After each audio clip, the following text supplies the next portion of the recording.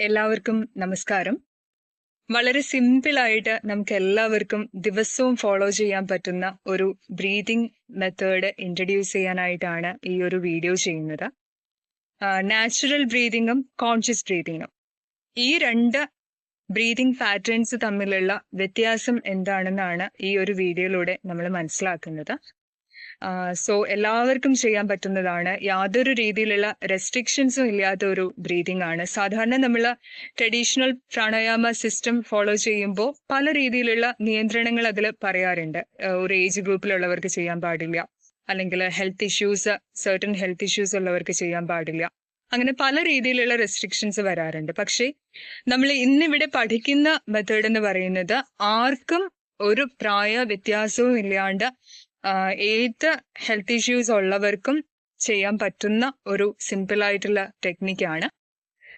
So രണ്ട് കാര്യങ്ങൾ നമ്മൾ ഇവിടെ മനസ്സിലാക്കുകയാണ്, കമ്പയർ ചെയ്യുകയാണ്.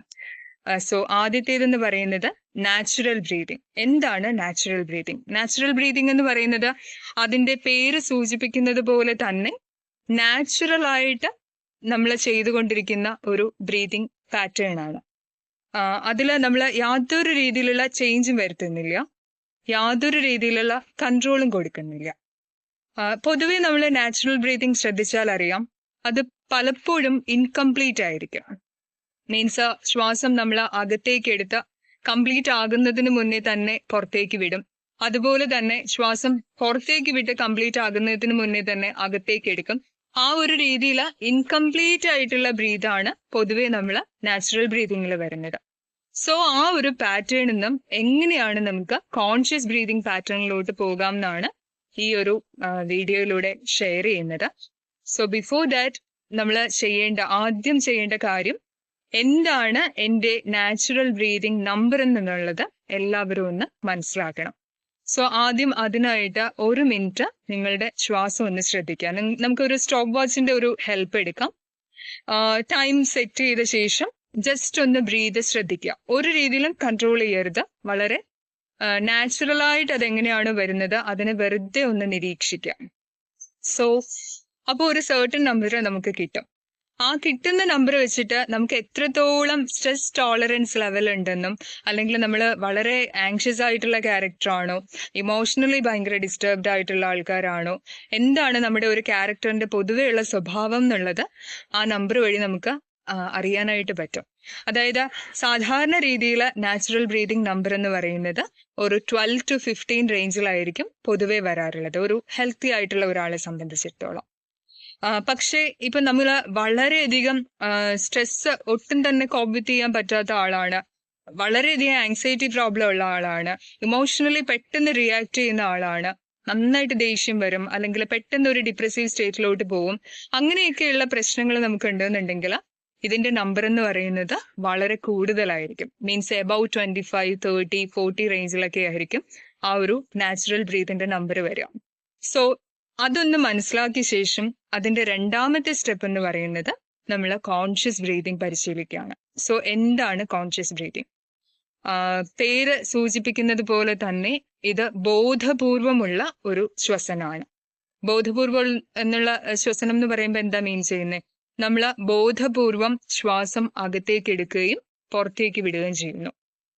സോ ഇത് ചെയ്യുന്ന സമയത്ത് ശ്രദ്ധിക്കേണ്ട കാര്യം, നമ്മൾ ഒരിക്കലും ശ്വാസം പിടിച്ചു വെക്കില്ല, അകത്തോ പുറത്തോ ശ്വാസം പിടിച്ചു വെക്കില്ല. പകരം ചെയ്യുന്നത് വളരെ സാവധാനം ശ്വാസം അകത്തേക്ക് എടുക്കും, അതുപോലെ തന്നെ വളരെ സാവധാനം പുറത്തേക്ക് വിടും. സോ കോൺഷ്യസ് ആയിട്ട് നമ്മൾ മാക്സിമം ഇൻഹലേഷന്റെയും എക്സലേഷന്റെയും ഡ്യൂറേഷൻ എന്ന് പറയുന്നത് എക്സ്റ്റെൻഡ് ചെയ്യുകയാണ് ചെയ്യുന്നത്. അതാണ് കോൺഷ്യസ് ബ്രീതിങ് എന്ന് പറയുന്നത്. വളരെ സിമ്പിൾ ആയിട്ടുള്ള ഒരു ടെക്നിക്കാണ്. സോ എങ്ങനെയാ നമുക്ക് കോൺഷ്യസ് ബ്രീതിങ് ചെയ്യുന്നതെന്ന് നോക്കാം. വളരെ കംഫർട്ടബിൾ ആയിട്ടുള്ള ഒരു പൊസിഷനിലിരിക്കുക. നേരത്തെ നമ്മളെ നാച്ചുറൽ ബ്രീതിങ്ങിൽ ചെയ്തതുപോലെ തന്നെ നമുക്കൊരു സമയം സെറ്റ് ചെയ്യാം. 1 മിനിറ്റ് ഒന്ന് നിങ്ങളുടെ ശ്വാസത്തെ ഒന്ന് ഒബ്സർവ് ചെയ്യുക. സോ ഒബ്സർവ് ചെയ്യുമ്പോൾ ശ്രദ്ധിക്കേണ്ടത് മാക്സിമം സമയം നമ്മൾ ശ്വാസം അകത്തേക്ക് എടുക്കാനും മാക്സിമം ടൈം ശ്വാസം പുറത്തേക്ക് വിടാനും കൊടുക്കുന്നു എന്നുള്ളതാണ്. എത്രത്തോളം സ്ലോവർ ആയിട്ട് പ്രാക്ടീസ് ചെയ്യാൻ പറ്റുമോ അത്രത്തോളം സ്ലോവർ ആയിട്ട് പ്രാക്ടീസ് ചെയ്യാം. അപ്പോൾ നമ്മൾ ഈ ഒരു കോൺഷ്യസ് ബ്രീതിങ് ചെയ്യുമ്പോൾ ഒരു ടാർഗറ്റഡ് നമ്പർ കൊടുക്കുന്നുണ്ട്. അതായത് 1 മിനിറ്റില് പരമാവധി 5 തവണയെ ശ്വസിക്കുള്ളൂ എന്നുള്ള ഒരു ടാർഗറ്റിലാണ് നമ്മൾ ഈ ഒരു കോൺഷ്യസ് ബ്രീതിങ് ചെയ്യുന്നത്. ഇൻ കേസ് ഇപ്പോൾ ആ നമ്പർ ഇച്ചിരി കൂടിപ്പോയാലും പ്രശ്നമൊന്നുമില്ല. നമ്മൾ ഡേ ടു ഡേ പ്രാക്ടീസ് ചെയ്യുമ്പോൾ നല്ല രീതിയിലുള്ള വ്യത്യാസം വരും. പിന്നെ ഇപ്പോൾ റെഗുലർ ആയിട്ട് ബ്രീതിങ്, അതുപോലെ തന്നെ മറ്റുള്ള എക്സസൈസസ്, റിലാക്സേഷൻ ടെക്നിക്സ് ഇതൊക്കെ ഫോളോ ചെയ്യുന്ന ആൾക്കാരാണ്, വളരെ കൂൾ മൈൻഡഡ് ആയിട്ടുള്ള ആൾക്കാരാണ്. അങ്ങനെയുള്ളവർക്കൊക്കെ ശരിക്കും ഈ ഒരു ബ്രീതിങ് റേറ്റ് എന്ന് പറയുന്നത് ലെസ്സർ ആയിരിക്കും. ഈ 5 എന്ന് പറയുന്നത് അവർക്ക് ചിലപ്പോൾ 2, 3 അല്ലെങ്കിൽ 1.5 ആ ഒരു റേഞ്ചിലായിരിക്കും കിട്ടുന്നത്. അത് വളരെ പെർഫെക്റ്റ് ആയിട്ടുള്ള ഒരു സിസ്റ്റമാണ്. സോ എല്ലാവരും ഒന്ന് പ്രാക്ടീസ് ചെയ്ത് നോക്കുക. നിങ്ങളുടെ ആ ഒരു റിസൾട്ട് ഒന്ന് നോട്ട് ചെയ്യുക. എന്താ റിസൾട്ട് കിട്ടിയത്, ആ ഒരു നമ്മുടെ ടാർഗറ്റഡ് നമ്പറിലോ അല്ലെങ്കിൽ അതിന് താഴെയോ ആ ഒരു ബ്രീതിങ് പാറ്റേൺ നമ്മൾ കൊണ്ടുവരാനായിട്ട് പറ്റിയിട്ടുണ്ടോ. ഒരു രീതിയിലും സ്ട്രെയിൻ ചെയ്യരുത്, വളരെ റിലാക്സ്ഡ് ആയിട്ട് വേണം ചെയ്യാനായിട്ട്. പിന്നെ മറ്റൊരു കാര്യം, ഇത് നമ്മൾ പറഞ്ഞല്ലോ, ഒട്ടും തന്നെ സ്ട്രെയിൻഫുൾ ആയിട്ട് നമ്മൾ ഇത് പ്രാക്ടീസ് ചെയ്യാൻ പാടില്ല. നമ്മൾ ട്രൈ ചെയ്യുന്നു ആ ഒരു ലെസർ നമ്പറിലോട്ട് വരാനായിട്ട്.